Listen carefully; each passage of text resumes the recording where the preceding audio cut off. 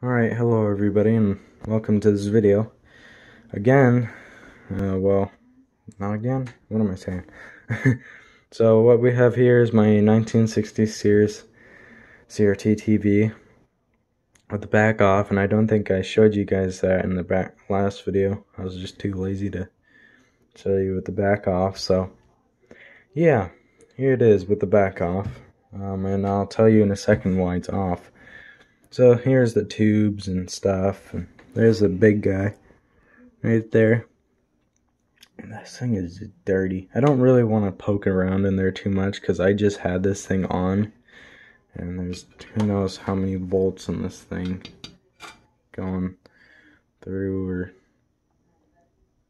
there's a thing down. That's mighty greasy. It's nasty. This thing is just disgusting. It's so dirty.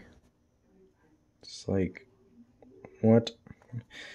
Really dirty. Like, what is that? Like, is that oil on the thing there? So I'll tell you what happened. I had this thing going. I was doing some slow-mo shots of see if I can get the scan lines across the screen. And it was going good. And then all of a sudden, I'm like, what the heck is that? No smoke, no nothing. Wait, what? There's something crackling here. Anyways, like, wait, what? That didn't make sense because there's no smoke, no nothing. Yeah, just touch that. I don't want to touch that. That thing right there. I keep touching it. Don't want to touch a lot of things because I don't know what it does, but I'm not too familiar with CRT TVs. And it sounded like it came from this side, not so much, just like from this area over here. I even caught it in the tail end of the slow-mo video. I might add that in. But like, where? I didn't even realize there's tubes up in here. I even looked at the circuit boards underneath. So if you guys like know like what might have happened, if you've ever had this happen to you before, please tell me. I'd like to know. I mean, I got this for free, and I don't think these things are rare because it's such a small TV. I don't think there was a rarity back in the day or nowadays. I don't know. I haven't put any research into it, so it's okay if it doesn't work anymore. It'll just be a cool relic to sit on my shelf. Cause here's an adjuster thingamajig. Sorry if I'm pointing the camera not in the right way. But yeah, it's a funky little capacitor down there. You see it? It's like the center of your screen's blue and it's got 2 orange dots on it. That's funky. So yeah, some cool capacitors. They're all Rubicons, and this is a Japanese made, or most of the parts in it are made in Japan.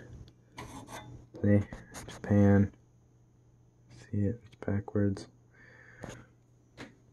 I still, again, I haven't put any research into this thing because I'm too lazy to do it. A lot of funky things in here. Yeah, that's the biggest tube in here, vacuum tube. So, yeah, kind of interesting. See, the thing is, I have this fuse, so there was a fuse in here, so I think I showed before, but it was busted, so I just connected them together. And I'm pretty sure it's not that, because the breaker didn't trip in my house. There's no smoke, and the tubes were still going. You could still see them glowing pretty brightly, which is normal.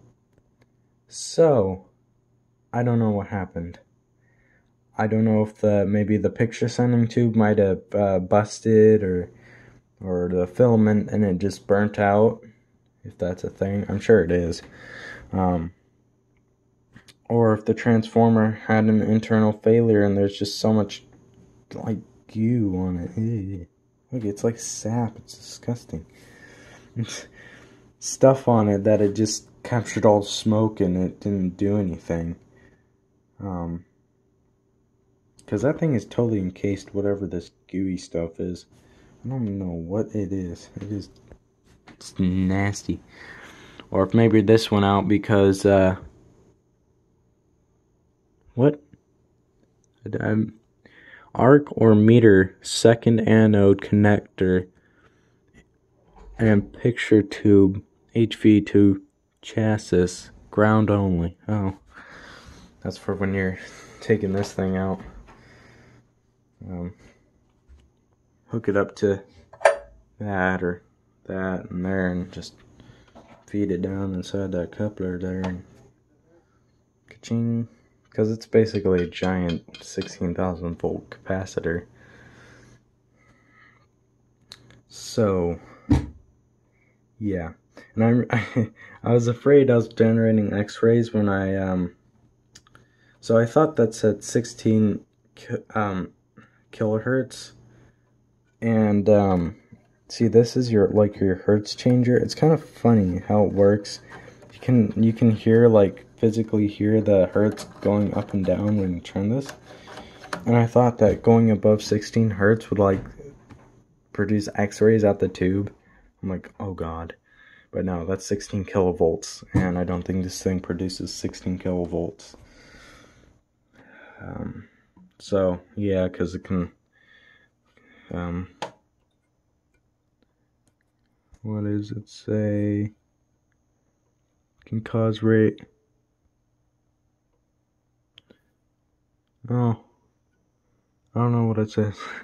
Main Taiwan seals. What does do not use ion trap mean? What's an ion trap?